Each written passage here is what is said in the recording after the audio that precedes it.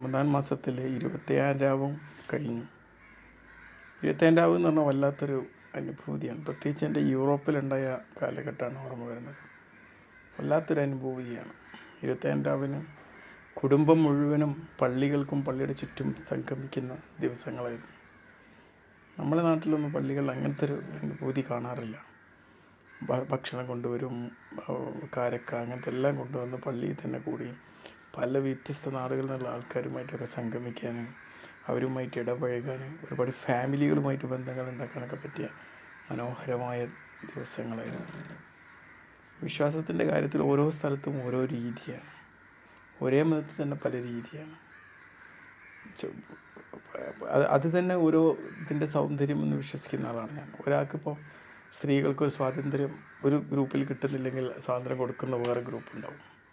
അതാണ് ഒരു മനുഷ്യൻ്റെ സൗന്ദര്യം എന്ന് പറഞ്ഞാൽ. ഈ വ്യത്യസ്തതകളാണ് മനുഷ്യൻ്റെ സൗന്ദര്യം.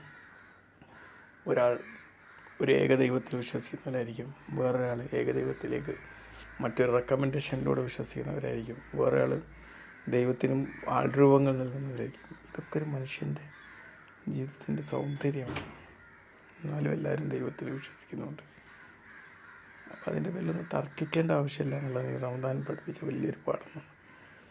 മനുഷ്യൻ എന്ന് പറഞ്ഞാൽ മനുഷ്യൻ ഈ ഭൂമിയിൽ ഉണ്ടായൊരു സമയം എന്ന് പറഞ്ഞു കഴിഞ്ഞാൽ വളരെ ചെറിയൊരു സമയമായിട്ടേ ഉള്ളൂ. ഇപ്പം പ്രപഞ്ചം മുഴുവൻ ഉണ്ടായൊരു സമയം ഒരു വർഷത്തിന് ഉപമിക്കുകയാണെങ്കിൽ മനുഷ്യനുണ്ടായത് ആ ഒരു വർഷത്തിൻ്റെ അവസാന നിമിഷത്തിലെ ചെറിയൊരു ഫ്രാക്ഷൻ ഓഫ് ടൈമിൽ മാത്രമാണ്. ഇപ്പോൾ ദൈവം എന്ന് പറയുന്നത് പണ്ടേ ഉണ്ടല്ലോ. അപ്പോൾ ദൈവത്തിൻ്റെ ആ രീതിയിൽ ദൈവം മനുഷ്യന്മാരോടൊന്നും ഡിസ്ക്രിമിനേഷൻ കാണിക്കുന്നില്ല, ഒരു ജീവിയോടും ഡിസ്ക്രിമിനേഷൻ കാണിക്കുന്നില്ല. ഒരു കണികയോട് പോലും ഒരു ആറ്റത്തോടു കൂടിയും അതിൻ്റേതായ ഒരു താളത്തിലെടുത്ത് ചലിപ്പിക്കാൻ ഡിസ്ക്രിമിനേഷൻ കാണിക്കുന്നില്ല. ഇനി അതൊരു ഡൈവേർട്ടഡ് ആയിട്ടുള്ള ഒരു ക്യാൻസർ കോശമോ അല്ലെങ്കിൽ ഇൻഫ്ലമേഷൻ ആയി കഴിഞ്ഞാൽ അതുപോലും ദൈവത്തിൻ്റെ ഒരു കാരുണ്യമാണ്. മനസ്സിലായില്ല? എല്ലാം അതാണ്. അങ്ങനത്തെ രീതിയിലുള്ളൊരു വിശ്വാസം ഉണ്ടാക്കിയെടുത്തു കഴിഞ്ഞാൽ നമുക്ക് മനുഷ്യന്മാരെ ഒരു പ്രവൃത്തിയുടെ പേരിൽ നമുക്ക് ഒരു അസ്വസ്ഥത ഉണ്ടാവുകയോ മറ്റു മനുഷ്യനെ വിമർശിക്കേണ്ട സാഹചര്യം ഉണ്ടാവുകയോ ഒന്നും ഉണ്ടാവില്ല. ചർച്ചകളാവാം, സംവാദങ്ങളാവാം, പക്ഷേ പരിഹാസ്യങ്ങളോ വിമർശനങ്ങളോ വിദ്വേഷങ്ങളോ ആവരുത് എന്നുള്ളതാണ്. എന്തായാലും ഈ ഒരു 27 രാവ് എന്ന് പറയുന്ന രാവ് അത് ചിലപ്പോൾ ഇന്നായിരിക്കാം നാളെ ആയിരിക്കാം. എന്നാലും ഞാൻ വളരെ സന്തോഷവാനാണ്. പതിവ് പോലെ തന്നെ 27 രാവ് ഞാൻ ഡ്യൂട്ടി തന്നെ. അതുതന്നെയാണ് എനിക്ക് സന്തോഷം നൽകുന്നത്. വളരെ ഓരോ രോഗികളെ പരിശോധിക്കുമ്പോഴും ഒരു അസുഖത്തിന് ഹീലിംഗ് കൊടുക്കുമ്പോഴും ഈ 27 രാവിൻ്റെ ആ ഒരു പുണ്യം അതിലേക്ക് നമ്മളെപ്പോഴും ചിന്തിക്കരുത്. നമ്മൾ ഏതൊരു അറിവും ഏതൊരു സേവനവും ഏതൊരു ദയയും ഏതൊരു കാരുണ്യവും അതൊക്കെ ദൈവത്തോട് കാണിക്കുന്ന അർപ്പണമാണ് എന്നുള്ളൊരു ബോധമാണ് നമുക്ക്. മനസ്സിലായില്ല? ഒരു ഫിക്സഡായിട്ടൊരു കാര്യം തന്നെ അങ്ങനെയെന്നുള്ളതല്ല. അതൊരു അർപ്പണമാണ്. നമ്മളിപ്പോൾ ഒരു ചന്ദ്രനെ നിരീക്ഷിക്കുന്നു, എന്നുള്ള സൂര്യഗ്രഹണത്തെ നിരീക്ഷിക്കുന്നു, അതിൻ്റെ അത്ഭുതങ്ങളെക്കുറിച്ച് ചിന്തിക്കുന്നു. അതൊക്കെ ദൈവത്തിന് കൊടുക്കുന്ന ഒരുതരം സമർപ്പണമാണ്.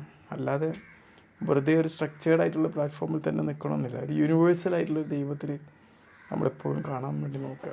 പ്രപഞ്ചത്തെ മുഴുവനും പരിപാലിക്കുന്ന ഒരു ദൈവം. എന്തെങ്കിലും ആയിക്കോട്ടെ, അതൊരു ശക്തി ആയിരിക്കട്ടെ,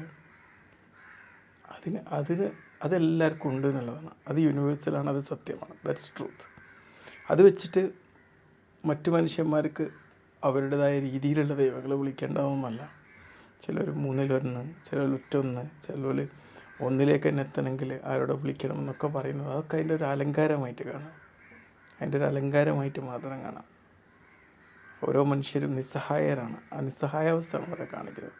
കാരണം ഇന്നും മനുഷ്യന് ഈ യൂണിവേഴ്സലായിട്ടുള്ള ദൈവത്തെ കണ്ടെത്തുന്നതിൽ അല്ലെങ്കിൽ അനുഭവിക്കുന്നതിൽ കുറച്ച് പരാജയം തന്നെയാണ്.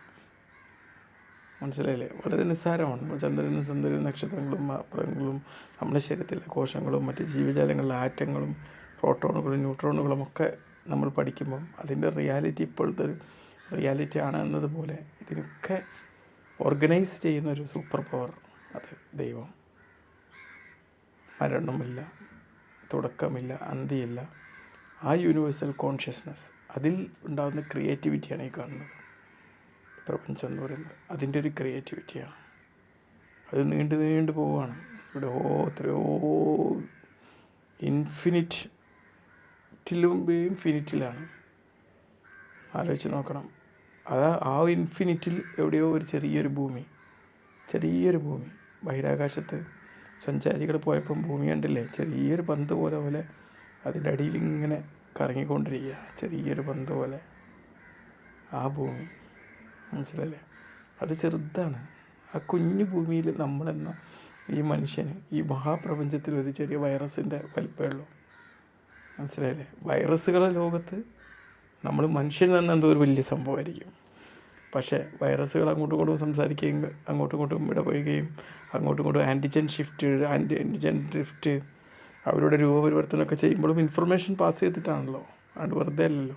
അവർ സംസാരിക്കുമ്പോൾ നമ്മളൊക്കെ വലിയൊരു മഹാത്ഭുതമായിരിക്കും. അവർക്ക് വലിയ എന്തൊരു സംഭവമായിരിക്കും. നമ്മുടെ ശരീരമൊക്കെ അവരാകാശമായിരിക്കും.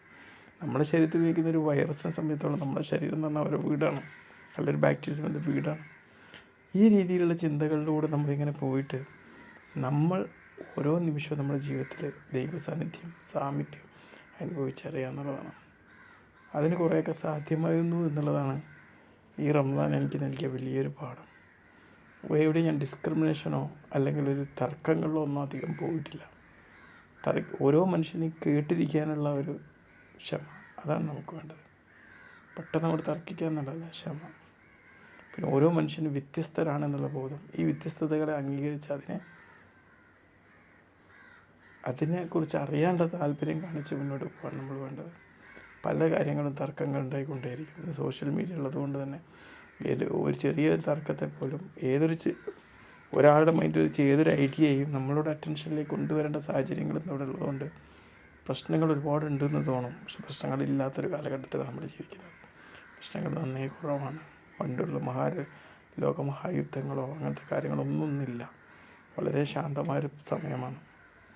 അപ്പോൾ ഈ സമയത്ത് പ്രശ്നങ്ങളെ തോന്നിപ്പിക്കുന്നത് നമ്മുടെ മുമ്പിലെ ഇൻഫർമേഷൻസ് ആണ്. അതിനെ നിയന്ത്രിച്ച് മുന്നോട്ട് കൊണ്ടുപോകുക. ഈ റമദാൻ കഴിഞ്ഞാലും സമാധാനത്തിൻ്റെ ചൈതന്യം നിലനിർത്താൻ വേണ്ടി പ്രത്യേകം ശ്രദ്ധിക്കുക.